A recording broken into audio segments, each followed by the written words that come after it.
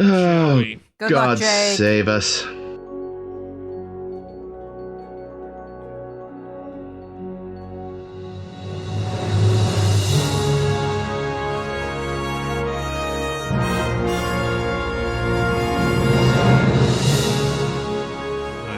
I haven't thought of a bit. Shit. Oh, Well, that's here's what we'll do. You just talk normal, but I will occasionally, just throw in some early 2000s electric guitar Nice. to show how we've really amped things up. Yeah. Or like that time that synth music started playing under Trump's speech accidentally, and it was like fucking amazing. I missed that one. I'll have to look for that later. Oh my god, dude, it is. Oh boy, really, it's great. Hello and welcome Jesus to A Christmas. Star to Steer By, a Star Trek podcast. Upsettingly, I heard that through the walls before it hit me in the ears. Ah! To quote whichever Flanders boy, my freaking ears! Anyway, continuing. God, it's No, still you bad. gotta bring it down just a little, Still terrible, if you Jake. can. Nope. This is how I do now. All right. Oh, This God. is me now. If it wasn't obvious already, everyone, we're remote, so we're all wearing headphones. Yeah. Well, I just wanted to drive home how America, Rock, flag, and eagle. rock, flag, and eagle. What is that? Do you got faith of the heart? Because if you do, you should join America's army. An army of one. And also a lot of people. But also an army of one. Which is not really an army, it's just a guy, but it's an army, so it's, I don't know where this slogan came from. It's kind of bullshit. Anyway, do you like killing aliens? Like the Xindi? Well, you're gonna like Star Trek, because that's what we're doing for the rest of the show. Okay, anyway. Hate. Fueled. Rage. Yes. Destruction. Here we go. It's the 9/11 season of Star Trek Enterprise has begun. Dun, dun, dun. Anyway, this is Star to Steer by Star Trek Podcast. This is your host, Admiral Jake, and Conscientious objector, Chris. Oh boy, I don't want to. This is Ames. This is Caitlin. hoorah! Well, soldiers, today in Star Trek Enterprise, we are, and actually it is officially Star Trek Enterprise now, by the way. Actually, Oh, not that's until- right. not No, until next halfway- episode. Not until halfway through today's episode. We're Yeah, so it's just still, yeah. Enterprise. Mm. Anyway, yeah. So we open up. We're watching 2 episodes this week. We're watching the Expanse and the Xindi, and this will straddle the border. We're attacking the border. We're straddling that border between seasons 2 Jake? and 3 of Enterprise. Jake, you've descended from URA to Alex WWF promo. Oh, I'm gonna squish Hulk Hogan's head with my thighs. We're the cream of the crop. Yep. Do you I stick by You Alex like- Jones.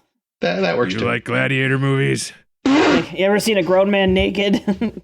Okay, this voice is starting to kill my throat. So I'm Yeah, sorry. I would think Don't so. doubt My it. goodness. All right, yeah, so we're talking about Star Trek Enterprise, Season 2, final episode, The Expanse. And what happens, you ask? Oh, well, you shouldn't have, because what happens is a orb of some kind appears in space. And then a beam of radiation something shoots out of it and fires a massive laser beam and just slices, does a good old circumcision on Florida. I was thinking the same thing. Finally, take that, Florida.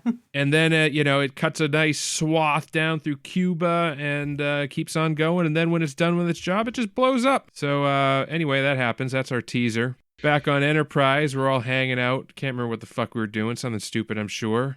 Yeah. And we get a phone call, and it's Admiral Forrest, and he says to Archer, he says, "Hey, Archie, boy, some shit's gone down. There's been an attack. We don't know much about it, but we need you to come home because we're under attack, and we need all hands on deck." So that's what they do. They go home. Trip, as you'll remember, is from Florida, so he's a little bummed out about this, also because his sister lives there still. Unfortunate. Well, did. Yeah, well, So, yeah, we come back to Earth. We find out... Oh, on our way back, we get visited by our old friends, the Oh, the Suliban and The the, The ghosts Suliban. of Christmas past, present, and future. Like Shadow they're like, Dick. hey, you haven't seen us almost all season. Wouldn't you like to catch up? Not No. really. And Want some Archer's like, no, exposition? I don't. So we go into the funky time room, which is again no longer funky. It's just the regular time room now.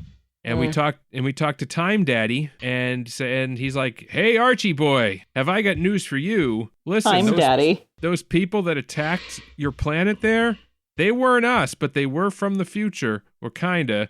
They're a species called the Xindi, which Here's their address. and you got to go, and because some other bozos from the future told them that Earth was going to destroy them in 400 years, so you have to go and convince them that Earth isn't actually a threat or something. Or kill Whatever. them now, maybe? That might be. Or just just do a preemptive killing on them before they can kill you, something. Why is Time Daddy telling us any of this? Because a rival of his faction is behind it. So he's like trying to give them a bloody nose. Who the fuck knows? Okay, it's stupid time shit. Doesn't matter. It's just a way for Archer to get the information that the Xindis are the ones responsible. So anyway, Archer's like, okay, thanks, Time Daddy. And then we continue our way back to Earth. And oh, by the way, we have to tie up other loose ends from this season. Oh my God, So right. we're gonna have a completely irrelevant B plot with Doras Woohoo! coming after us to settle the score with Archer because, he was dishonored and everything. So we get attacked by Duras, which is, Still has a ship. yeah, barely an inconvenience though, because he attacks us right in front of Earth, Yeah. like Yeah, what an literally a idiot. stone's throw from Earth. And like 3 other ships just show up and kick his ass. So For there real you though, go. what a fucking maroon. Duras, okay? So we get back to Earth. We have a little shore leave, Trip and Reed go to visit the hole where his sister once Oh was. God. Oh God. Not the best shore leave.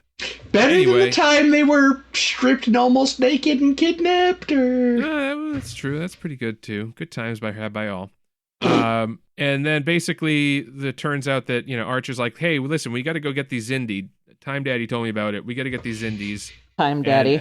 And Boris is like, yeah, that makes sense. And Soval's like, nope, time travel's bullshit. And Archer's like, you're a fucking asshole, so we're going to do it anyway. And that's what they do. And then Soval's like, hey, to Paul, you're coming back to Vulcan, okay? Because these humans are nuts. Can you believe they actually think time travel's real? The fucking dweebs. And T'Pol's like, oh, I kind of like time travel now too, so maybe I'll stay. And so, I don't know. She ends up quitting the Vulcans, quits, and is like, Who can blame her? I'm going to hang with Archer now. Another poor Officially. choice. Archer, T'Pol and Starfleet are in a relationship, and it's complicated. So anywho, yeah, we that's what we're doing. We're gonna go, to get to the Xindi, we have to go to this place called the Typhon Expanse. No, the Delphic Expanse, which is another expanse. There's many expanses in space, guys. So many. There's like space out there. And yeah, and that's basically it. We head out to But these. what about Duras? Oh yeah, that's right. The Yeah, most so important part of the plot. Duras, we gave Duras a bloody nose in the beginning, but right as we get to the Expanse, which apparently is just a giant space cloud, or at least that's how it looks. I don't think they knew what they were going to do when they made this episode, so They're just kind of winging it. It's an Expanse. Make it look like a cloud. That makes sense. So yeah, that's what they end up doing is they get to the space cloud and Duras pops up right then and there. It took 7 weeks to get here, but Duras was waiting. He knew it was up. And then drawing on his learnings from Star Fox 64. He did a barrel roll? Did he do a barrel roll? He didn't do a barrel roll. He did the loop. Oh, yeah. Did Did he use the boost to chase? Yes. Yeah, Does he pulled Duras a... have 3D thinking? No, he does not. But Peppy Hare would be proud, as Archer did the whole thing where he flew into a cloud, did a loop up, and then when Duras came out the other side of the cloud, he's like, "Which way did they go? Which way did they go?" And then Archer came in from behind and gave him one right up the old Poop chute? Cloaca. Gas Cloaca. pipe. Yeah, bird of Cloaca. prey. Yeah, it would have a cloaca, wouldn't it? It would. A cloaca of prey. And we destroy. We end the Klingon plot. There'll be no more Duras in anywhere in space. He has successfully ended the Duras line. If only. If only. Oh, this is rough. Yeah, it's like I get it as a let's set up so that the show feels like it has a Point. so it has something that it can be building on. Like that I think, and this is me not knowing yet what else is really in store for us in season 3, but I understand the desire to want to like have a storyline to build your season on. That's a good idea considering so far Enterprise has been very aimless and meandering. This episode is basically a series of tiny, tiny scenes to try to add up into one episode. Imagine if these fucking writers had actually spent the whole first season prepping to go to space. They couldn't do a fucking single episode that was prepping to go on a mission without it being fucking dull as shit. It was disjointed. Like every couple of scenes, it was here's Archer talking to Soval. Here's Trip talking to Reed. They all just felt like tiny little individual vignettes. scenes that didn't fit at all together. Nope. Yeah, and then you have like the bolt-on Duras plot, which was like literally just there because they're like, shit, we should really tie this loose end up. I think it's Because there we- just because because we don't otherwise wanna- there's no action. Yeah, and we don't want to carry this thread into the next season because we're going to be doing something new. So let's we just don't wrap need up the the thread at Klingon thing. all. No, I we know. didn't. No one would have missed it. You could have just pretended it never happened. Yeah, but otherwise They this put- episode would just be talking. Nothing Yeah. but talking. And that's terrible. And the writers of this show aren't good enough to do a just talking episode. There have been some great just talking episodes of Star Trek, Yeah, Waltz. but not Enterprise. Well, maybe that's because Enterprise is, as Jake pointed out, not yet actually Star Trek. Yeah, next week. Maybe yes. it's going to improve. As Jake Poor As Caitlin. Jake pointed out, this is fucking Star Trek decides to do 9/11, so that's great. So 9/11 was an inside job. It was jerks from the future fucking around. Well, which they better be about to find out. Yeah. Mm. Yeah, which I continue to not understand because I don't understand Shadow Man's need for any of the things he does. Like, what is his motivation fucking Okay. ever? So here's what's up. I'm going to tell you what's up. Tell me, because I would rather Shadow Man fix his own fucking problems. Well, yeah, himself. so here's the thing, right? So Shadow Man is from the future, and they're in the Temporal Cold War with other factions from the future. And the Temporal Cold War is fought in the past from their perspective. Right. So the idea is that this other faction figured out that in order to fuck over Shadow Man's faction, if they destroy Earth in the past, then that will really fuck things up for Shadow Man and company. And be Why good. is Earth important to Shadow Man? We don't know because Okay. it's like fucking Red Foreman with the wavy lines. Yeah, yeah. No, wait. Year of Hell. Year of Hell, Year of right? Hell. Thank you. Yeah, because you change something in the past and it's going to ripple. So evidently, Earth is important, and the destruction of Earth is bad for Shadow Man. So even though Shadow Man likes fucking with Archer and doing bad shit to Earth, he doesn't want them to go away completely. So anyway, this alternate faction is like, we can convince these Xindi bozos to go and destroy Earth for us. And that will really fuck up Shadow Man. And the Xindi's response is send a probe for reasons to take a slice off of Florida. Right. And how that's does the thing that help them? That is the stupidest thing about this whole plot, is that Yeah. if you're building a doomsday device that's going to destroy a planet, you don't make your test version of it and send it to that same Yeah, because planet that warns to them. warn them about your doomsday device. The Xindi I don't are know, Jake. That idiots. sounds like exactly what you would do. I don't know what you're talking about. Oh, that's pretty Bond villainy. Are the Xindi the whale people? Are these the same probes? No. There are No. there are Xindi whale people, but not the whale people you're thinking of. Game. But yeah, the fact that the Xindi, like, why wouldn't they just test their probe on some other desolate planet somewhere? Yeah. Does it have to be completely lifeless? No, we I don't was care. about to say that, damn it. I was also thinking it, though. No, just destroy what? Yeah, literally your own moon. Who cares? Like, Your own warn moon. them. Yeah, there's Your own moon might be somewhat ill-advised if it has any. It knows what it did. There's so many lifeless rocks out there you could have shot. Yeah. Even some Also- light-full rocks.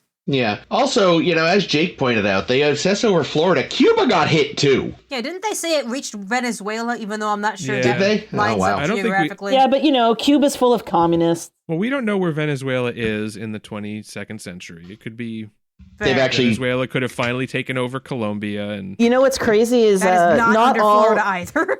not all species keep their Venezuela in the same place. all of FYI. South America. Also, Venezuela.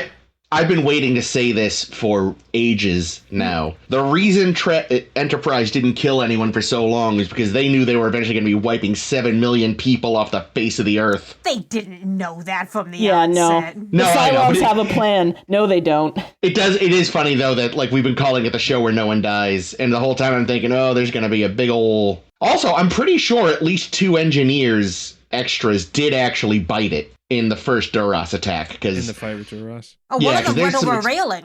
Yeah, that's got to be... That's a railing kill. That's Mystery Science Theater approved. I They are love a dead. railing kill. Yep. So yeah, no, they're amping up the stakes. We're maybe actually gonna see some people we've spent more than 30 seconds with die. Really? I don't remember. That's how Probably badly these fucking not. actors want out of this show, huh? Not soon enough. Yeah, I mean, so here's the thing. We all know that, there's been a lot of me going like, oh wow, this show's a lot worse than I thought it was when you watch it right after better Star Trek. Oh, this is And the that was when we season- were watching the good episodes, huh? Well, this is the season I remembered not liking even when I thought the first 2 seasons were better. So, Man. Oh dear. That's gonna suck because so far it's like I want to give them the benefit of the doubt because I see what they're doing. And it's like, okay, I get why you're doing something, which is better than nothing, but I know it's probably going to be goddamn awful. So, who knows? We'll see. yeah, I mean, I'm Seems gonna, like a safe maybe I was wrong. Maybe the season's better than I thought, but I'm worried. Well, I wasn't worried, and now I am. Well, what else happened? So many individual things. Well, yeah. So let's just run down a couple of them. Oh, we get to see there's a new NX-02 being Mhm. built in Space Yep. Dock. Gonna Mhm. Looks take nasty. months. Love it. Yeah, 14 months. Forrest says before it'll be in space, but yeah, which seems to be like they should have just started earlier, and they'd already have a second ship by now. Well, they had to, make sure that the first one worked. That's how guess. little confidence they had in their design. They're like, Or blow Archer. apart. Let's see if he gets killed. He's still around. Yeah. Man. God damn it. Well, it's sad because so I noticed that it's called the Columbia. Oh, they've already named her? I think they did. It's in my Okay. notes, so that it's either just Okay. on Memory Alpha or they've named her. I mean, I know it's called the Columbia. Yeah, so do I. Can't remember if they said it on screen or not. Yeah, I was a little disappointed though. I think they should have called it the Keith Carradine character. A.G. Robinson. The Robinson. Yeah. His- Well, He's still He was alive.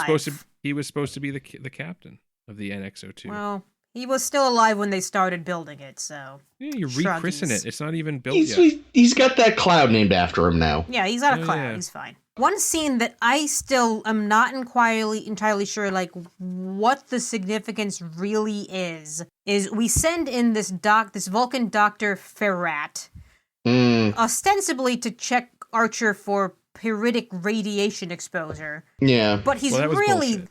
really there to check if Archer is fucking insane. And Yeah. Phlox figures this out and just starts screaming at him. Being fair, for once, Phlox has a point. You don't come in under false pretenses to a goddamn medical It exam. just seems like such a not That's Well, they this should. well, th- that's Well, This that's is what they very want you to Vulcan. think. this You know is how a- Vulcans don't this lie. is a Soval way of handling things. Yeah, he's a that's the thing. Archer is often wrong, but maybe not the Vulcans suck, but Soval does kind of suck. He's kind of a piece of shit. Well, Soval brings up a lot of good points, and the thing is, I don't think any of them are going to pay off because this show is garbage. Yeah. He brings up that this Vulcan ship went into the Delphic Expanse, the Van Cora, and the people all went insane and murdered each other. Oh, that video was terrifying. Yeah, it was some Event Horizon style bullshit. This is the Vulcan Event Horizon show. and wow. And also they mentioned like, you know, a Klingon ship went in there, I believe, and they all turned inside out and exploded. It exploded. I thought they were going to show us. I was kind of freaked out briefly. Yeah, but then we get to the Delphic Expanse, we go in, and nothing. No problems. Literally nothing. I'm certain nothing like this is going to come up. No one is going to turn inside out. And explode. If this show proves me wrong, I will be so fucking gleeful. I don't know if we'll have people turning inside out, but we are going to find some weird shit. Okay, I look forward to weird shit, because right now it seems like such a letdown that Soval is like, I'm actually doing this to protect you, Archer. You will go in there and get killed, but more importantly, get T'Pol killed, and we like her. But don't go in there, because we've checked and it's bad. So the thing is, Soval is dogmatic, and he truly believes that time travel is bullshit. He does not believe it's real. So he also, who would believe Archer? He's a when Archer moron. says, Space Time Daddy came and told me to go kill these Xindis. He sounds insane. He sounds insane. Oh yeah, it does sound crazy. They shouldn't have bothered with the ruse. They should have just sent in a Vulcan psychologist. Yeah, because like from Soval's perspective, that's absolutely insane on multiple levels. So if he could get proof that Archer is insane, clinically insane, that would probably convince Starfleet to cancel this mission. Oh, wait, but the proof. Oh, I forgot about the scene until right now, even though it's probably in my notes. Oh, I was going to bring that proof. Up. So Archer has a quantum dating device, which is lamer than it sounds, that he waves at, remnants of the probe and says, oh, this part here says it's negative 420 years old, which isn't a fucking thing. Son of a fucking bitch. It's like, you could have just said its quantum signature is temporally inconsistent with this period, which is also stupid, but less stupid, because they said shit like that before in Star Trek. Like, they've done like, oh yeah, when something's from a different time, quantum... Yeah. But to actually say it is literally negative weed years old... Yeah, and then Soval says, again, these things shouldn't even be able to register in the negative. Yeah. Then why can it? See, really what should have happened distracting. Then is it should have registered as being, 600 or however many hundred years older. That would have made more sense. Because, you could say, okay, our quantum dating device dates things from the Big Bang. And it's very accurate. It can get down to the year. Sure. So we can know exactly the year. And so, everything in the universe should be the exact same age. Because all matter was created in the Big Bang. But these parts of the alien spaceship are inexplicably 600 years older than everything else in the universe because they came from the future. There's actually, again, I mentioned Mystery Science Theater earlier. The Railing Kills, of course, are from Space Mutiny. Woo. But there's another one. I forget what the movie was. It's some 50s thing. And clearly, carbon dating had must have just become public consciousness or something. Because in the movie, someone is somehow retrieving artifacts from the future using a box or something. Neat. But they're like, yes, look, we've carbon dated it, and it's from the future. It's like, that is not how carbon dating works, that's friend. Really sad. And that's all I could think of with his fucking minus 420 fucking... Oh, my fucking God. Oh, yeah, but 420, nice, huh? Can't even... 69 is nice. But 420 is also nice. It's just, they can't even technobabble right on this fucking show. Yeah, it should have literally been a inconclusive or something, or the machine just turns off and explodes, or... It's returning an error or something. Terror from the Year 5000 was the film. Ooh, that does sound like a good one. Oh, what else is dumb? Why, aside from because she's part of the show, is T'Pol like, no, I'm gonna go with them? She has a death wish. She still wants to fuck Reed. blocks. Ugh. Ugh. Oh, ew.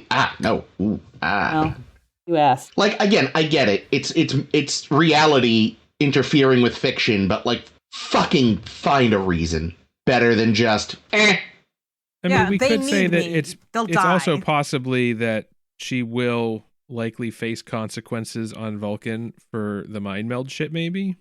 Maybe. Well, she Like, still maybe, has like- Panar syndrome. I know. She's like, that's like, she knows that that's going to come back at some point and bite her, but Well, yeah. not if the writers have anything to say about it. Like, Just- being just- on Enterprise has been the only thing that's kind of kept her out of trouble with respect to that. Yeah, that's a pretty good reason, but I'm glad they didn't bring it up because I don't see these writers handling that with any kind of No. class or subtlety. Well, they failed the first time, so. True. Don't You know, I'm worry, gonna go with it'll that for come up again. headcanon. There it is. That's why she's there. Why not? Sure. Fuck it. Hey, since we're keeping track, actually he did. He fucking Mayweather had a couple lines. He got to do the loop. Good for Yeah, him. he did a barrel roll. He's great. Did Hoshi do anything other than say Archer's been on the phone 12 times? I have a note. So this episode somehow ended up running 10 minutes long, and they have a whole bunch of cutscenes. Even though, like, all the little scenes, like, every scene that's, like, 30 seconds long, all seem like just scraps of paper that you threw into a confetti shredder. But here's a one deleted scene that they cut was a scene between Archer and Hoshi. Because, as we're on Earth, and Archer is saying, like, oh yeah, some people may not come back and go with us into the Delphic Expanse, because we'll probably die in there. And, if they want to leave, I accept. They can do that. And he goes to Hoshi, expecting that she's going to fucking leave, because, she's a linguist. She's going to go home and do linguist shit. This isn't Yeah. her world. No. And he walks in and she's, like, packing shit. And he's like, oh, you're leaving, huh? And she's like, no. Why would you think that? And that's the scene. She says, no, Wow, I'm good going to scene. stay. Yeah, I wish that, like, maybe they could have spent some time on that, on, like, the crew making decisions. Would you just 'Cause cut the Duras shit or what? Well, I Yeah. don't know. Then the episode would have been just super boring, but I would argue that the stuff with Duras didn't make it any more interesting, no, so that's fuck true. it. I agree.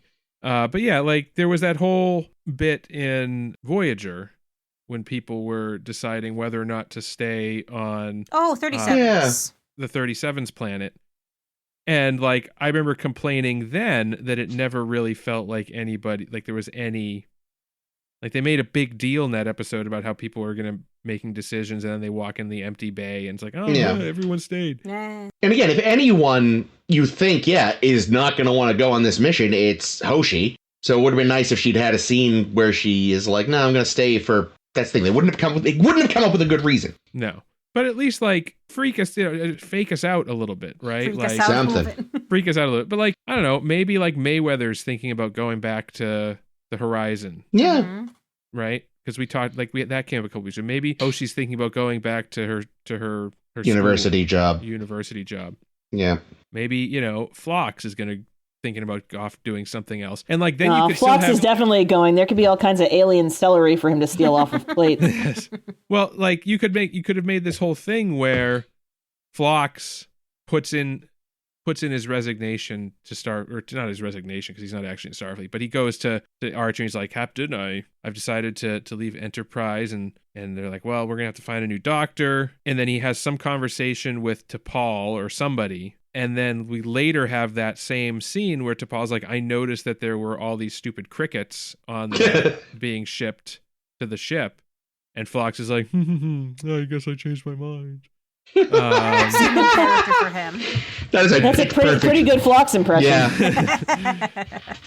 And that's what gets T'Pol to make her decision as well, because she's like, Because she still wants to fuck him. yes. Well, no, I like my idea with T'Pol staying is that she's become more human throughout this experience, and, like, she's come to value the people on the ship and the spirit of exploration that she previously was like, wank, but now she's actually, like, picked up on some of that, and that's why she decides to stay. And I think that was the idea that they were going for, but they don't do a good job of explaining that in the show. Oh God, no. If they had shown people struggling with the decision of whether to stay or go, it might have given more weight to Paul deciding to stay. Yeah. Because it was not a surprise. Nobody watching the show was like, oh, I can't believe she changed her mind and they don't have to go to Vulcan. Oh, my God. The only one who was surprised was Mayweather, and that's just because they didn't give the actor the script to the episode. He was just improvising the whole time. Yeah, you just sit there and move a button every couple of minutes. That's all you're doing in there. Their budgets are what they are. They're saving on the printing costs, okay? Nothing personal. Poor Mayweather. Fucking, I loved, like you brought it up, Jake, but like fucking Doros goes to the Sol system after Archer and is surprised when Earth ships show up. Dumbest fucking family in the Empire. Like, How did his fucking line succeed as much as they did? the House of Moog should be super embarrassed. I mean, here's the thing, too, though. Like, by the time of the 24th century, we're led to believe that the great Klingon houses have armadas at their disposal. Because, like, in the Civil War, it wasn't like Duras family had a ship. They had a fucking fleet. Yeah. And they had other fleets of ships from other families.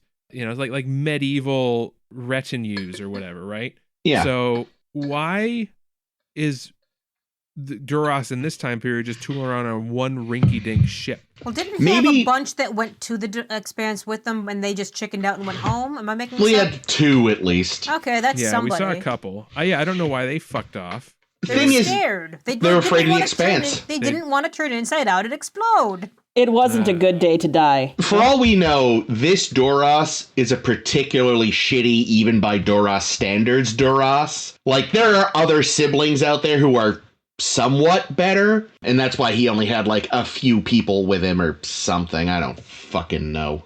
Maybe it's not the same Duras family. Maybe Duras is his first name. Maybe he's like Duras of House Pyle, son of Gomer. I think that's the other thing about this episode that I'm still trying to piece together is how long things took.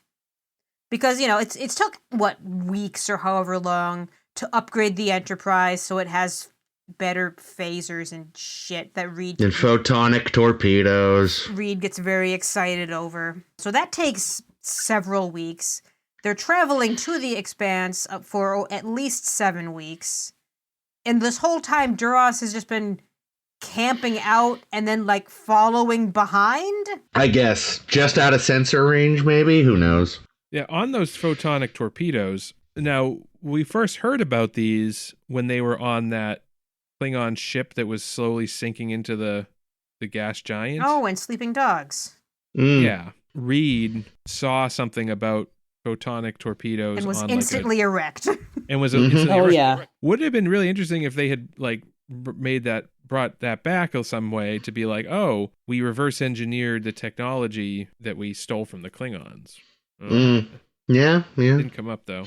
No, instead it has to be headcanon instead. Yeah. God forbid you bring up something from a past episode that happened.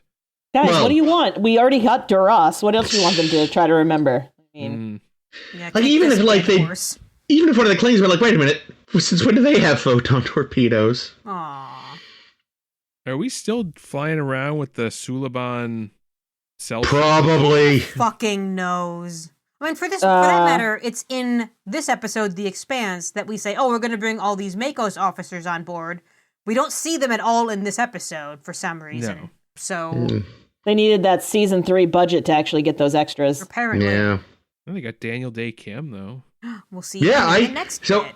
It's funny, when I mentioned he should have been one of Archer's competitors in First Flight, I completely forgot he showed up in Enterprise as a Mako. Ah, cute. So he showed up in Voyager, right? Or am I making Yeah, he was the time boy. The time. Yeah. Blink of an eye. Good. I liked him. He's a good one. Anyway, that's speaking of the Makos, let's just fucking talk about the next one.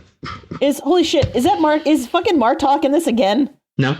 That's not Martok? Oh. As in the guy that like fucks them over with the Xindi and the liquid platinum, which I definitely thought they said. No, that is someone else entirely. Somebody else important. Oh, and he looks great. Never ever would have picked it up. I just looked him up and I was like, no fucking way is that the same fucking man. So who? Tell us. You'll find out. Xindi. Let's talk about it. So we've ended season 2 of Star Trek of Enterprise, and now we begin season 3 / the first season, I guess, of Star Trek Enterprise. We've updated our intro song. We're now hip, and it's somehow worse. But I would have to listen to them both side by side to decide which is worse, and I really don't want to do that. It's up on our Tumblr. You guys forget that it's up on the Tumblr where we did rank which one is worse, and I believe Chris and I say this one is worse, and you and Jake said the seasons 1 and 2 is worse. I wonder how much, like, Split just decision. I wonder how much the poor fucking nerds of 2000 whatever were like, oh man, I heard they're changing the theme, and everyone was really excited, like, yes, they're gonna drop that garbage song and just have a normal fucking... Nope, they just took the fucking garbage song. Oh god, I'm sorry, go on, Jake. This is the fucking show. Well, so anyway, so this, so we're basically picking up where we left off in the last episode, and we are in the Expanse. We're still looking for these Xindis. Oh, but we're going to get a little scene with the Xindis, and they are some weird bunch of folks. It's like a little conference, and there's some that look kind of like simian, I guess. There's some that look like humans. There's some that look like whales. More like dugongs. Some that look like lizards, and there's some that look like Jeff Goldblum. I was gonna say but what we're led to understand is that the Xindi are kind of like a federation of related species, like the humans and the Neanderthals. Except where the humans and Neanderthals were basically the same, these ones are all fucking crazy different things. What does the Chase have to say about this? Yeah, this is some Chase shit right here. It's the one planet they missed. Yeah, somebody fucked up. Somebody was doing a lot of banging on this shit on this planet, and they were like, if Sargon, it fits, definitely. it sits. So yeah, we learned that the Xindi, they've been keeping tabs on our friend's Enterprise, and they're like, the Earth people, these vicious Earth people have sent one tiny rinky-dink ship? Oh, it must be the vanguard of an entire fleet! The mighty Earthlings are coming to destroy us! Well, why did they send this one? Oh, whatever. We must destroy! So yeah, they're having their like evil council meeting, and they're all like, yes, we must destroy the Earthlings. Okay, well, let's go destroy the one rinky-dink ship. No, we must let them continue for no reason. Most council meetings are like this. I think the bugs kind of got it right. I'm on their side so far. Yeah, let's just destroy. Xindi Zorak for president. Ooh, I like him. And I like the bugs makeup. And all I want to say is if they lose an Emmy for great makeup to fucking Jiminy Glick again, the bugs are CG. Yeah, the bugs. Did you mean the reptile ones? No, I meant the bug. The bug is CG. Yep. Well, it looks pretty good considering how shitty their CG usually looks. Or maybe I just wasn't paying enough attention. Were you watching it on your phone? CG. The lizard people are... their makeup. Chris, I was watching it on my phone, in fact. And watch it on a TV. The whale people are also CG. Yeah. I mean, I'll admit, the CG has improved, but on a TV it is, yeah. It is clear that, oh wow, these guys were definitely not in this scene. But yeah, the rest of them are all real. But anyway, so yeah, back on Enterprise... where Archer's yelling at people like he always does. What else is fucking new? So basically he's, they've created this like shitty version of Voyager's astrometrics lab that they're using to map the Expanse, I guess. T'Pol's got a new haircut and a new outfit. And eyebrows. New eyebrows. Yeah, new brows. Yeah, she's looking all right. I think it looks good. I hate that it's all just to make her more sexual. But anyway, Archer's on the fucking warpath. He's screaming at Reed for no reason. Well, like also to info dump. It's like the world's most awkward, like, dressing down / exposition. Yeah. Fucking. Fucking Reed, why haven't you solved this Xindi problem already? We've been in here for fucking weeks, you asshole.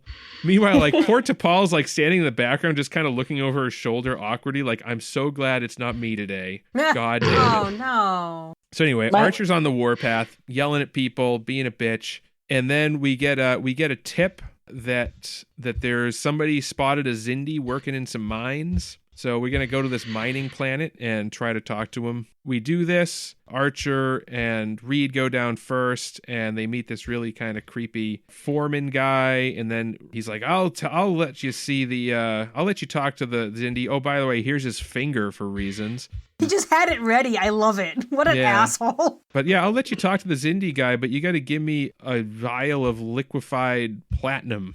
And Archer's like, that's fine, whatever. So he goes back. this time with Trip. Who's also on a because warpath. Because yeah, Yeah, Trip, he's handling everything super well. yeah, Trip's also on like kill 'em all mode. He just wants them all to die. So anyway, they go to this planet. They talk to the Xindi guy, and he's like, "I'm not helping you, or I will if you help me escape, because actually this is a fucking prison or like a slave thing."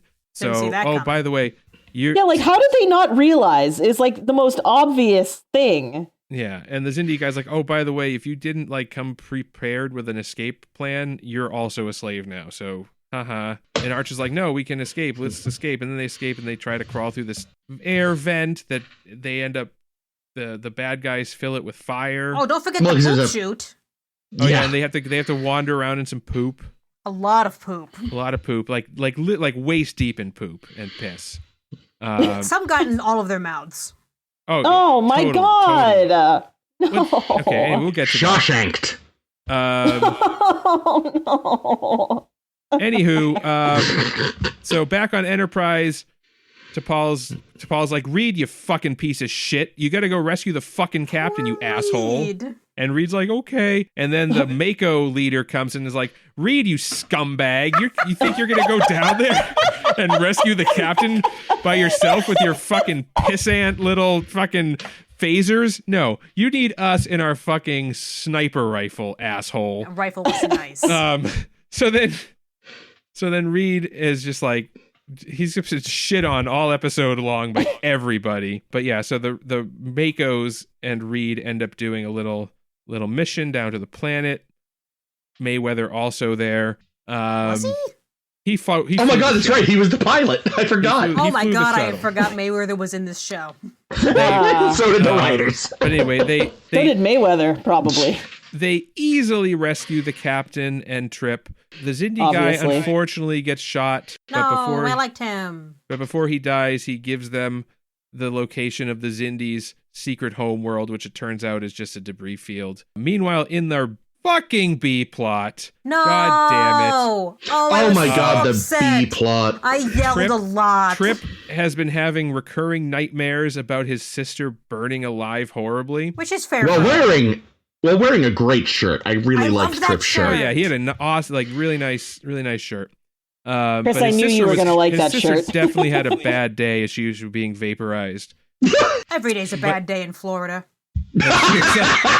Oh my god, that's the episode title. Yay! The air is literally fire. It's another day in Florida. But anywho, We will never yeah, have a better so title than that. He's going to Phlox and is getting, melatonin or, whatever, Ambien, who knows. And Phlox is like, goes to T'Pol. He's like, "Hey, T'Pol, I was hoping you could, instead of me treating Trips... Treating a patient of mine. Instead of me treating Trips' insomnia, with medicine or medical techniques like Can I is my fucking foist this job, on you? how about you just give him like a sensual massage?" And T'Pol's like, "I don't really want to do that." And he's like, "Come on." And she's like, "All right." So then he tricks Trip into going to T'Pol's quarters after hours, and where she's already dressed sexily. Always. And she's like, "Have a seat." And then like some like smooth jazz bass starts playing. And and then they do this fucking gross. T'Pol takes her shirt off so Trip can massage her back and make her give her a weird make an orgasm noise. So She was many. making lots of weird cum faces. A It was really lot, upsetting. a lot. And then I feel so bad for Joe. and then like Laylock. and Trip's very uncomfortable with this, so he's just trying to get the fuck out of there. And she's like, now, Commander, take off your shirt. And actually, no, she says disrobe. Even worse, she tells him to disrobe. Turn your head and cough, bitch. And then finally, after putting everyone in this really uncomfortable situation, she's finally like, "Oh, actually, this was all just a trick by Phlox so I could give you this special Vulcan sleep massage treatment." Yeah, all the medication he's actually been giving you is nonsense. Yeah. Well, I don't think all of it has been, but certainly that day it was a Yeah, placebo. that day's dose. Yeah. So Because he's unethical as fuck. So then Trip's like, "Well, then why did we have to make this weird and sexy for no reason?" Oh, And 'cause she's it's Enterprise. Because Rick Berman wrote this, obviously. And he's like, "Oh, okay, that makes a lot more sense. All right, well, cool. Let's just do the sleep thing instead." And that's basically the end of that. So you did remind me of something I've meant to bring up with regards to the last episode, but it still applies here. What's kind of sad, too, is, like, unlike Archer, who has just been fucking Archer the whole time, you feel like Trip was actually kind of chilling out, like, getting a little more like, yeah, I'll try to have an open mind. I'm still gonna be freaked out by shit real easy like, but I'll give it a second. But hell, I was pregnant, so... But, like, now he's just angry. And in a way, it makes his reaction, like, more tragic. Because it's like, yeah, of course. Like, the fact that he's upset is more upsetting because you feel like this could potentially, like, make him revert. Whereas Archer just set him back. Still an asshole. Yeah. He's a bigger asshole. Yeah. And also, poor Reed. Reed is like this guy who's just like, basically everyone realizes he will never fight back because one, he's too like uptight, and two, respects the chain of command too much. So they're all just going to pick on him because they know they can get away with it. The non-stop shitting on Reed this whole episode was starting to get to me. Like, Archer, it opens with Archer giving Reed shit, like a lot of shit that was seemingly undeserved. You have T'Pol not really shitting on him, but being like, get it fucking done right now. Like, just like... Yeah. Well, it's like even the last episode, when, again, as Archer always does, when something tactical related doesn't work, it's Reed's fault, you know, and like, your new torpedoes don't seem to be doing much. Like, yeah, he shifted his shields. He reacted to what we did, you ignorant fuck. Yeah, and yet when something goes right, somehow Archer was the cause. Yeah. Yeah, and then like the Mako guy calling Reed's dick ugly. And now, to be fair, this is what the Makos are here for. Well, yeah, absolutely. This is entirely what their purpose is. We forgot about them for weeks. I don't see why you would want to send... Okay, you have the Starfleet security guys who are fine at, like, you know, starship security, but we need to do a fucking tactical rescue where we're going to rappel in through the ceiling on ropes. They came out of fucking nowhere. And we have a fucking squadron of Marines. Do we use the security bozos? Or do we use the fucking Marines? Do we use, you know, fucking Officer Friendly? Or do we use Ellen fucking Ripley? Okay? Jesus H. Christ. I want to know what the Marines have been doing this whole time. Because, you know, it took 7 weeks to get out here to the Expanse. They've been in the Expanse now for 6 weeks, they say. So it's 13 weeks of all of these Marines just like, what, hanging out in the gym and pumping iron? Probably. This is the first episode they came out and actually talked with Hoshi. Like, I was shocked. It's like, this has been 13 weeks of traveling, and you're only now introducing yourself to these other people on your ship. What? Where have they been up to? They've been practicing their susmana. With the ball. One thing I did notice, and this is just me being a fucking dork thing. Did you notice the patch they all have on their shoulder? With the shark? No, not that one. Not that one. That one's nice too. Like this with the star. They've got what becomes the command section star on there. Oh, that's so the one with the long top point. So like, that's a cute little thing. I don't think we get a great look at the shark patch in this one. You briefly see it, I think, but yeah, I think we get a better look at some stage. Good, because I like that. I like that detail. Oh, so Gross Guy McNasty. The foreman? Shit. Yeah. I loved him. Yeah, I could not fucking believe who that was. I was like, those are two completely different characters. Who was it? Stephen McHattie. Motherfucking, it's a fake Vreenak. What? Yep. That's awesome. That was fucking Vreenak being that nasty, fucking gooey. He was so good in this. He was really. He was so slimy, I expected it to be Jeffrey Combs. Yeah. Like, just his grossness, his makeup was amazing. He just seemed like such an asshole, and it was perfect, and I enjoyed it a lot. His mannerisms, like he's just kind of picking at those scabs on his head. Every time he grabs his breathing machine, like, breathing, You know, at one point he, like, kind of touches one of the scabs and sniffs his fucking fingers. Like, oh, you fucking vile thing. That's amazing. You vile thing. Also, did anyone recognize... I didn't recognize him, but I looked him up.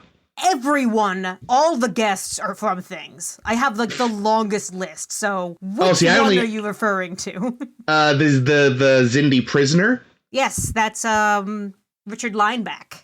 Yes, the drug addict that wasn't David Marcus in that one TNG episode. Symbiosis. Oh, no shit. Symbiosis. Yeah. Thank you. He was great in this too. I liked him. Yeah, he was fun. Who else was? Because these are great. Daniel Day Kim was obvious because he wasn't under 10 tons of makeup. Yeah, so we had Daniel Day Kim as Chang. We had, oh god, I don't think I wrote his name, but I have it lit in front of me. Romero was Marco Sanchez, who you'll remember as Munez from DS9. Oh. Kike. Oh, Yep. no. Wait, Kike was in Poor this? Kike. Kike was briefly in this. I We didn't won't even see see him him. again. Oh. But he was here. He was great. That episode is so fucking sad, dude. O'Brien cannot get a break. Oh, that Ever. episode's amazing. Our it's best great, friend, but- Scott McDonald, is one of the Xindi. He's Dolim, who my notes tell me is the reptilian one. So the one under the most makeup, which is fitting because that's Tosk, Okay, that's what I was thinking. Is that Tosk? Oh. Nice. whom I love. Oh, I love love Tosk. Tosk. We also have Randy Oglesby playing Degra, who was the Xindi primate, so the one Okay. that looks the most human, who was previously the scholar in Rivas's chorus. Oh, no shit. Scylla in Prin. He played Kier in I believe it's Counterpoint. He's been a bunch of things. Yeah. Like everyone in this episode is something, and they're wild.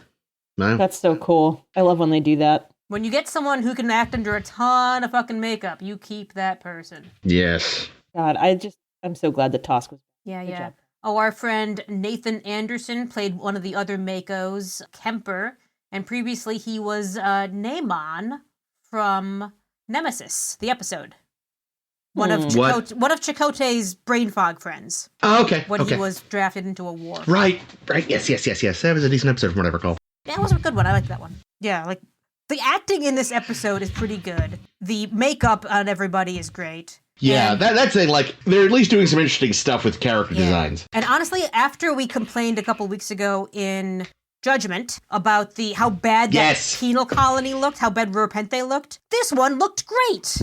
Which just makes Rurapente shitty lighting even more annoying. Yeah, I really like Well, this again, mining though, colony it's look. probably isn't it possible that actually, like I said, that they might have just run out of budget for that shit, and third season meant new money I mean, it's possible, but it just still makes it worse. You're just like, fucking guys, for crying out fuck. for crying out fuck. Heard it here first, folks. I did it. I heard it. I don't. It is kind of neat because, I don't know how much they really play with it. I genuinely don't remember. I'm not just trying to be vague, but this is the first time I think we've had a planet in Star Trek, and you don't see it much, I think, in genre fiction at all, of just a world inhabited by multiple sentient races who have I'm to deal with very each other. excited. Yeah, I'm very excited about that element of the whole Xindi plot, of having coexisting separate species. That's fascinating to me, because we saw a tiny, tiny bit of it in, the one where Phlox is a genocidal maniac. Dear Doctor. Oh, yeah. You kind of see it a little bit there. And That's I was, true, and yeah. that's interesting to me.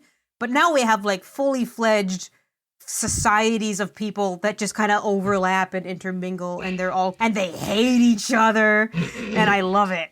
Yeah. There's some that have to live in a tank. Mm-hmm.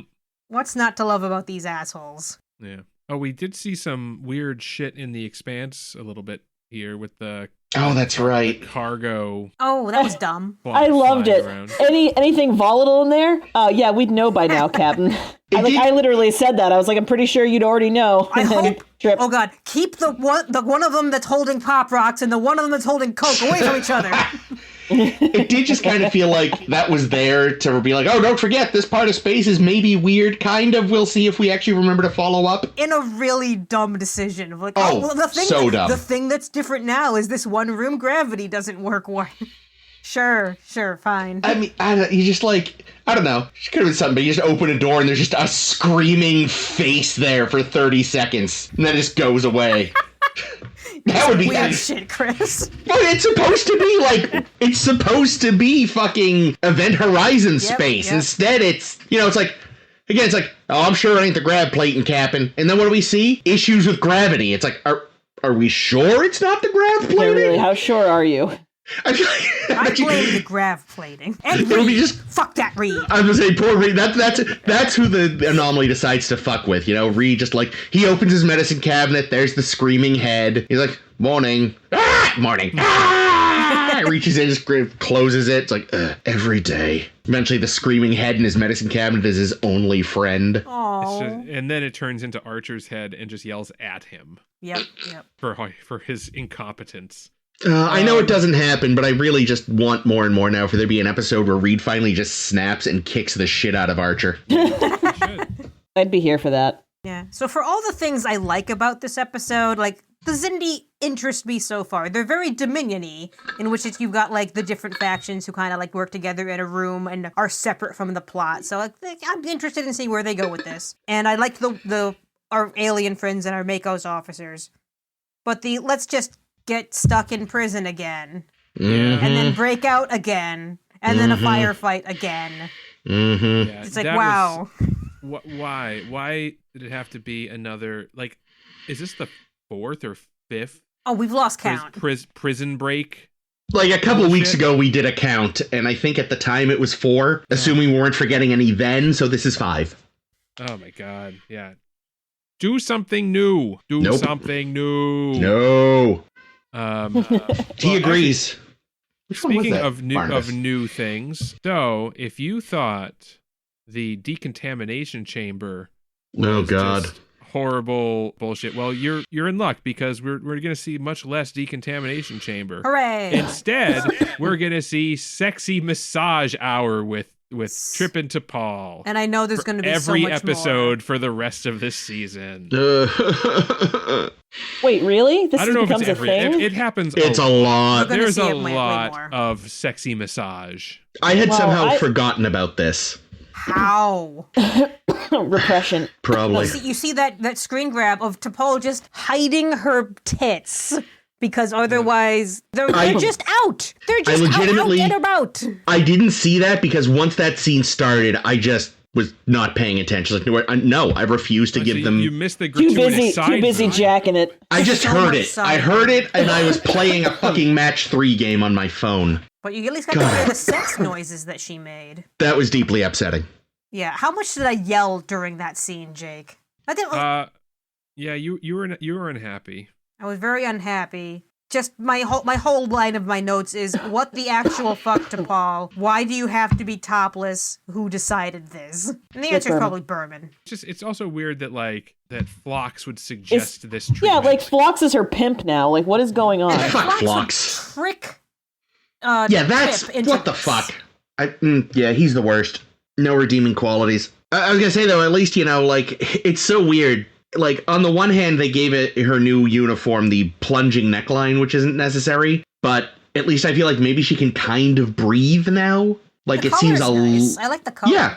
Well, actually, I like better outfit for sure. Yeah, it's still, Definitely. They should have just given her a fucking uniform, but I'm not sure if I like the hair more or less, but I do like the new uniform.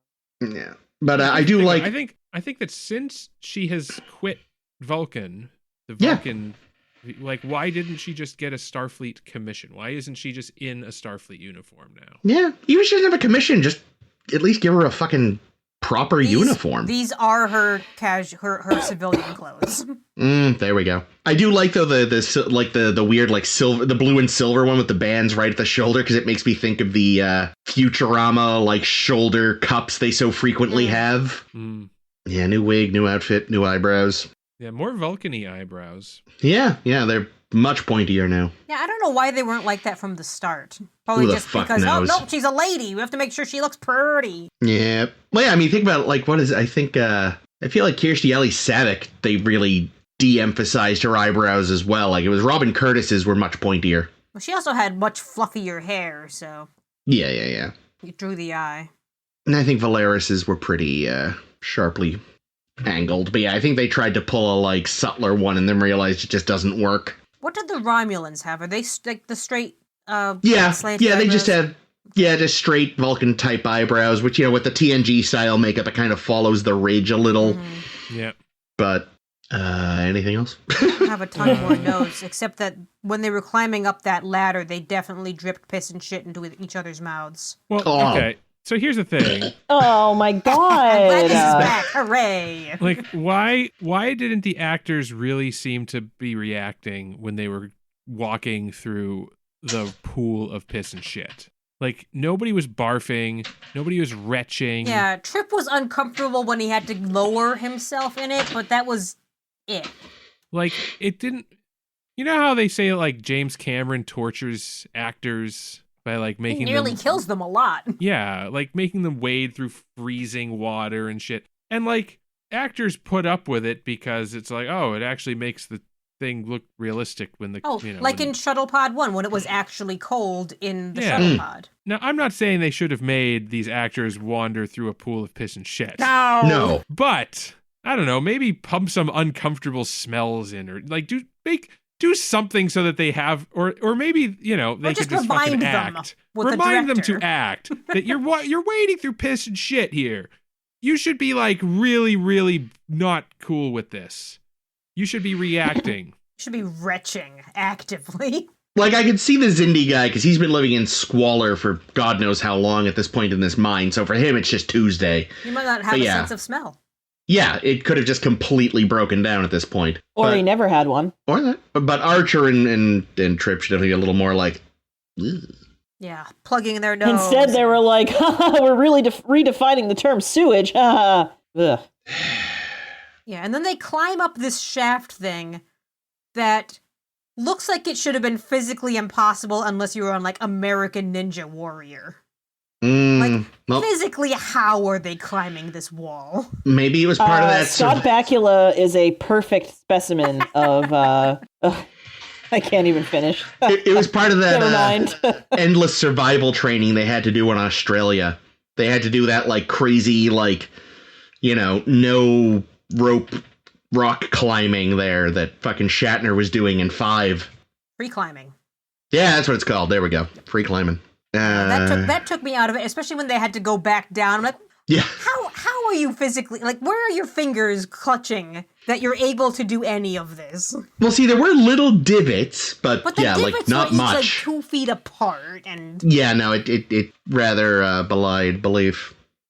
I liked when they kind of slid down. That made more sense. A lot, yes. So, apparently the Xindi homeworld has been kerploded for 120 years.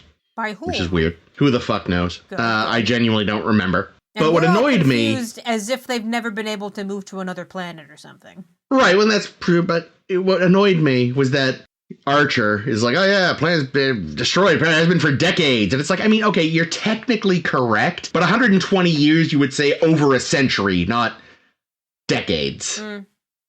I know I'm just nitpicking at this point, but fuck Archer. It's worth nitpicking, because it is... It's strange that Keswick would have given them these coordinates if the place is destroyed, because that means he never lived there himself, so why does he have these coordinates? Which made me assume, and I'm certain I'm wrong because it would make too much sense, it made me assume that Humanoid Figure did this, which I'm sure he didn't, because we never hear from him again. Spoilers. There was a fan theory going around that obviously has never been proven any which way, that Shadow Dude is actually Archer. It's not played by Archer. No, but that he would eventually be revealed to have been a future Archer. Oh, I hate that. Whoa. I don't know why he was interfering with everything, but why did he kill all those? Oh, wait, Archer, right? He's fine with it. Well, no, he didn't send the sphere. The other faction. No, but he did. But Shadow Man did instruct the. Suliban? Oh yeah, that's true. To do all kinds of evil shit. Yeah, it wouldn't have made sense. It was, I don't know if there was any basis for Daniels is Archer's son. To be fair, that is pretty on brand for Archer. True. It's Braxton. Hey. There you go. Braxton is just like, all right. For whatever reason, going after Janeway directly doesn't work. I will just keep any of this from ever happening. Yes. And that'll include me, but it's worth it in the end to get rid of Janeway. All right, shall we move on? That was a thing that happened. No? Chris is going to go as like Braxton for Halloween one year or something.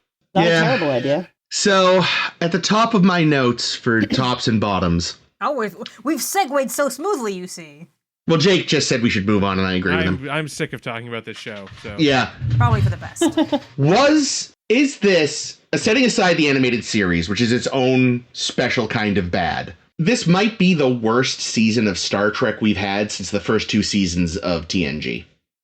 What hurts me the most is that it started off. I remember our first couple of episodes of season 2. We had Oh yeah, we much had hope. such hope then there. we Yep. did. Started out strong. And we were like, We wow, did. they found their footing. They figured out how to write for these characters. Hooray. And then it just plummeted again. I have to make some audibles to figure out what, because I've got many options for worse, so I have to whittle it down to 3 live. But literally on the notes next to my top 3, one of them is, yeah, why not? Wow. As to why it's on the list. Wow. Oh, that'll be a fun one to write up for the blog, which y'all are following. So yeah, let's start with tops, because this show doesn't deserve tops. I love when we start with tops. My sure fucking why not entry. Dead Stop. I liked Dead Stop. It's fine, but the fact that it made the top 3 is depressing. Like, in any other season, it would have been serviceable. In this show, it's a top 3, and that's just such a bummer. It's because it's from that beginning of hope. That's Yeah. kind of why that's why it's there, I bet. Yeah, you continue. Talk because it's on my list too, so I'll talk about it then. Singularity, because, it's a unique take on space crazies, so sure. And their And- acting was cute. Yeah, it was. It was entertaining, and with the exception of the silhouette scene, Carbon Creek. Yep. But fuck the silhouette scene. Yeah, Fuck the it in every silhouette scene. direction. Was the only thing I remembered about that episode for years, so. Yeah, that's fucking fair. It's a And I'm fucking sure that's show. what little boys remember about it for when it first came out. What are little boys made of? Hate Snips. and horniness. Snails and horniness, yes. Next. I nominate Jake, because he said he had some overlap. Yeah, so I also said Dead Stop. I actually I'm okay with having put this on my list. I'm not. It's not a begrudging entry because one of my biggest complaints about this show is how much it just doesn't seem to be doing anything new or creative. And this was an episode that I felt was new and creative and not like anything. Like there's no like, oh, this was a ripoff of this other episode we saw. Yeah, No, later you're right, on, you're right. Our later episodes, we said a lot, this is ripping off Dead Stop. Yeah. Yeah. Oh, yeah. Yeah, I thought it was a cool take, and I also like that we never really get an explanation for where the repair station came from or who built it. It's just kind of left as a weird space thing, which I like that. Yeah. So I actually legitimately liked this episode. It's on my top list. Yeah, maybe I'm being unfair to it just because I was working on this right after watching these and I was in a mood. I also included Carbon Creek, Hooray. which, again, what I felt like was an interesting new take on sort of a Star Trek trope of, the time travel bullshit. But of course, in this case, it's just a story without time travel. It's just we're telling a story, and even with the titties, it didn't ruin the episode for me. So I was okay with that. And and I liked what it did. I liked that it gave Jolene Blaylock some more stuff to do. She's definitely, I'd say the one highlight of season 2 has been watching Jolene Blaylock kind of become a better actor. Yeah. I think. Yeah. I never found her very bad. I think she's good. I don't know. I feel like she started out pretty weak. But Well, I think she's become better, or she's grown on me at least. I think she had that problem at first that a lot of people have of just like Vulcans are just blanks, where it's actually no, there's stuff there, and she's learned to have that like little bit without over egging the pudding kind of thing. Yeah, I'd agree with that. She's found the Vulcan nuance. Yes, there we go. That's the word I wanted. What's your last now one, this- Jake? This is my hot take of the list. I said regeneration. Fascinating. I was That wondering is if the that one Borg- would come up. That is the Borg episode. It's not that hot of a take. It's actually like the highest ranked episode of the season on IMDb. Well, that's because audience members like Borg. Yeah. Well, and I said it for a couple reasons. For one, I like Borgs, but also I don't know. It felt like a rare case where they legitimately built tension in an episode, even though I didn't really think that anybody was actually in peril. When they were boarding the ship. I don't know. I felt like there was a good amount of tension, and I frequently criticize this show for having zero tension ever. So I gotta give them props when they do it. That science fair. team was definitely in peril. Oh, So they doomed. were for sure. So doomed. All right, Caitlin, I'll rock, paper, scissors you for it. Can't see me, but I'll go if you don't want to go, No, you go or ahead, I'll go wait. ahead. I don't care. Get it. So my top 3 were Judgment, because Martok. Martok. He was very good. Ceasefire. I don't remember why. I'm gonna guess Shran and Susie Plaxton. Oh yeah. That's right. That is why. Love that bitch. And then Dead Stop, because I, for the reason that we've already discussed, I liked the sort of it's rebuilding itself. Oh shit, what's the big deal? Where did this come from? Caitlin's criteria is: do I like the guest stars? Oh yeah. Caitlin's criteria is actually much simpler. It's, do I remember this episode? It's, Do I remember it, and does remembering it not make me upset? yeah, basically. Yeah, and good guest stars can make things more memorable as Yeah, well. for sure. Yeah. For sure. Going on to my Yeah, list. because that's true. Because Ceasefire is definitely not a great episode, but It's certainly, we could do much worse than Ceasefire. Especially in this and show. we will in just a moment. But first, yeah, I was gonna say I've got 3 that'll fit the bill in my opinion. so it is a sweep for Dead Stop because Dead Stop is also on my list. Woo! All right. And again, yeah, it's Roxanne Dawson's a great computer voice. We know she does it well because she's done it several times before. Yeah, and just that it feels like a new story that isn't just a recycled thing we've seen a million times, and Enterprise is creatively bankrupt. But I like Dead Stop. I'm shocked this wasn't your top, Jake. I really like Minefield. I considered Minefield. I thought you really liked that one, and also it's it's Reed gets pinned in the leg. I was gonna say, I think getting pegged is a different thing. Pin is. It is where Stinky does a boom boom. Oh no, Stinky! But I thought his characterization in that episode was so in character for him, and so in character for Archer, who I usually am always cross at. But I liked their dynamic in that episode, and it was a good enough little tease of that I wasn't distracted by all the Romulan shit. I thought it was fine. So I liked that about it. So Minefield's on my list. And my tippy top is Carbon Creek. Because it was a great Vulcan story. And it made me like Vulcans because they had more to their characters than just the normal Vulcan shit we see all the time. And those uniforms were great. The uniforms are great, and Mestral forever, love him. Yeah. I do have an honorable mention. Not a whole episode, but just the fact that in Judgment, Archer is declared legally a nuisance. Yes. Good shit. Shall we hit the Move bottom on. of the barrel? The actual nuisances. Okay, let me think. Who's getting the chop here? Fuck. Well, alright, well, at the very Like least, Ted Allen and do a chop. one of my bottoms, The Expanse. Just fucking pointless, boring garbage. What a boring piece of shit, yeah. That wants to be like setting up all this tension and hype, and it's just like if I had been watching the show live at this point, I'd have been like, I am in no way enthused for what's coming next.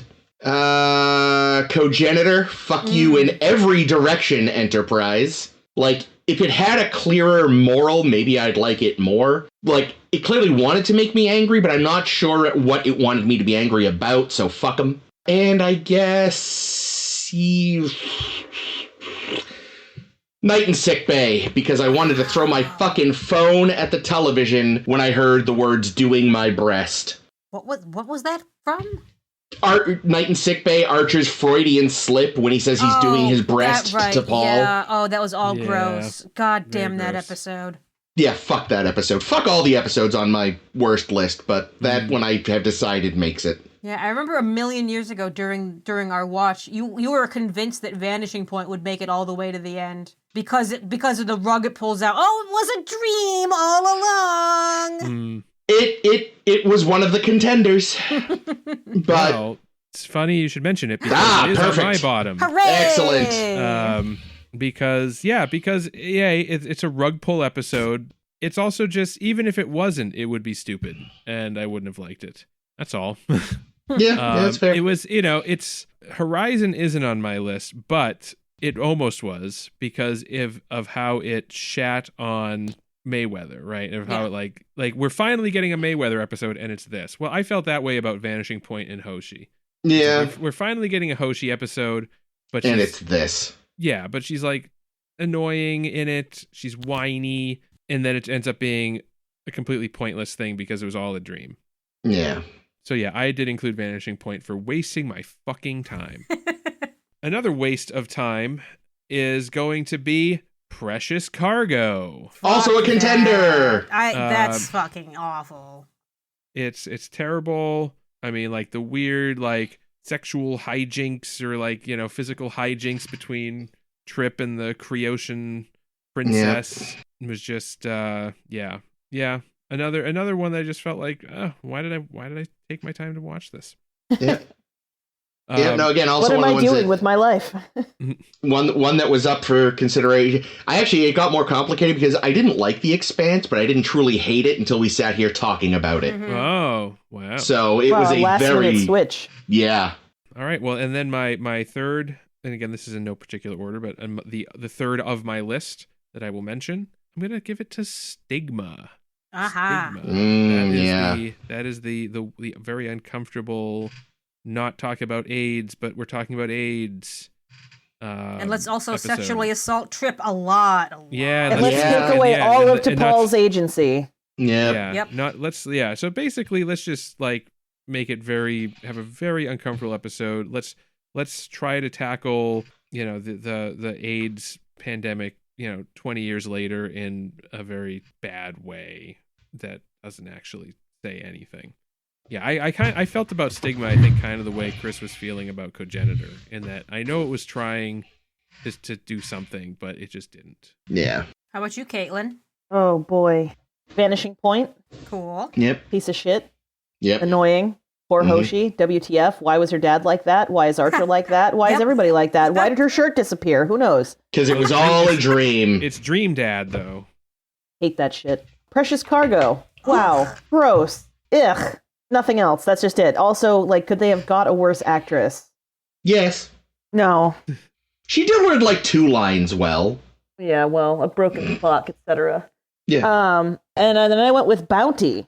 Oh, good. Because I don't remember anything else about Bounty except that T'Pol went through Bonfire. Yeah, Yeah, and the really. Oh yeah. The Ponfar almost put that on my list, but I felt like the A plot was passable enough that it rescued it a little bit. I actually already made myself forget the B plot again because I remember looking at the list going, oh yeah, Bounty, that's where Archer's captured. Literally all I remembered. Mm-hmm.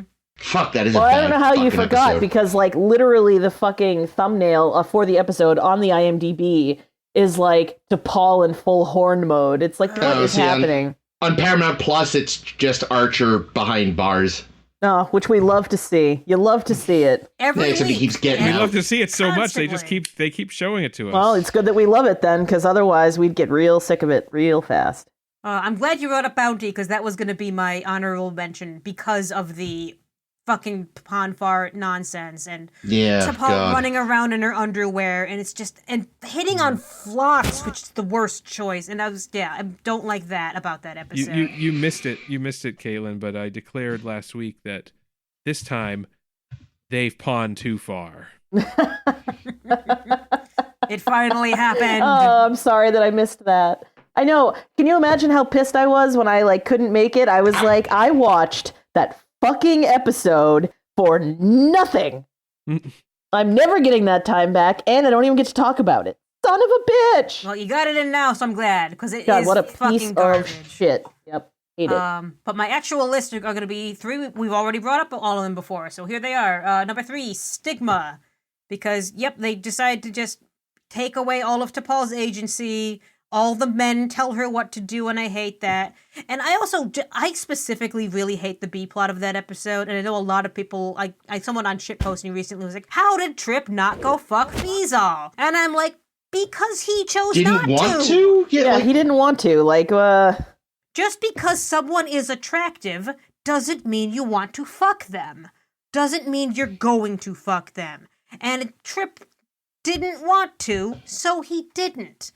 And I just find it very upsetting that this woman is constantly sexually assaulting him all episode long, and yet somehow Trip is the one who's made up to be a deviant, and I don't get it. And not to mention that that's the hilarious B plot to this really fucking actually serious fucked up A plot. It's just Absolutely.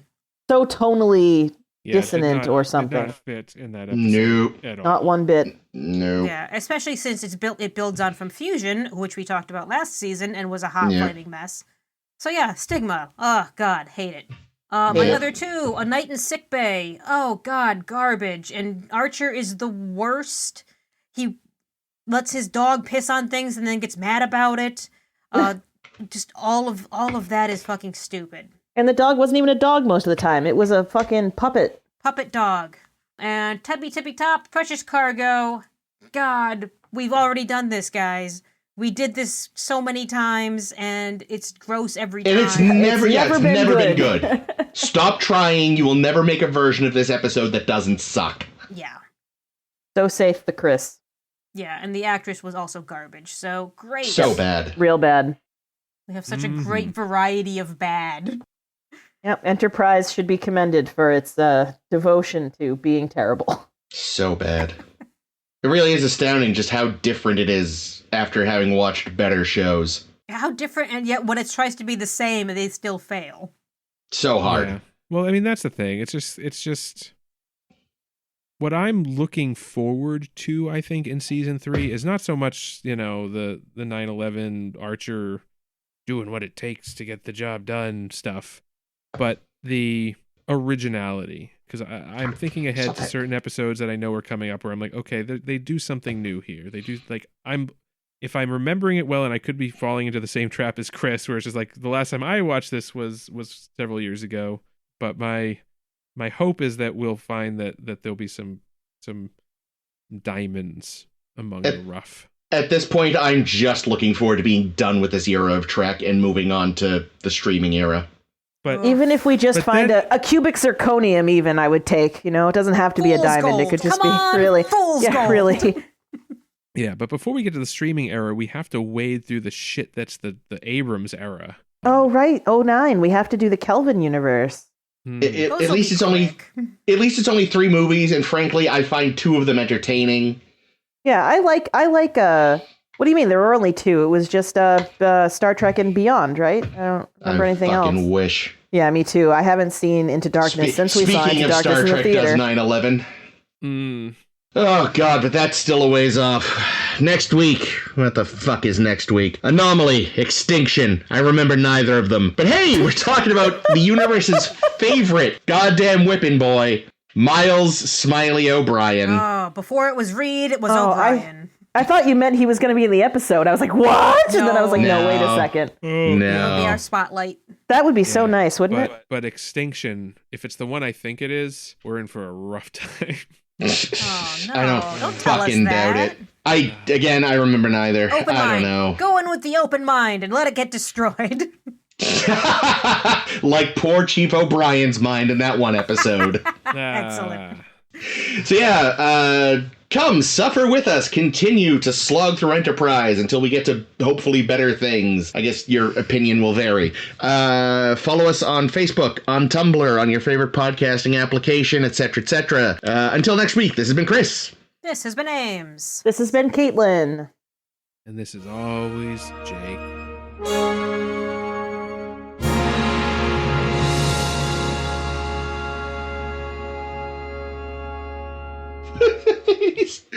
Hades was right next to me, and I could only see his little stubby tail. And whenever I clapped, his little nubbin went beep, like twitched. Oh, bless his little heart And He's his and his little tail. I love him.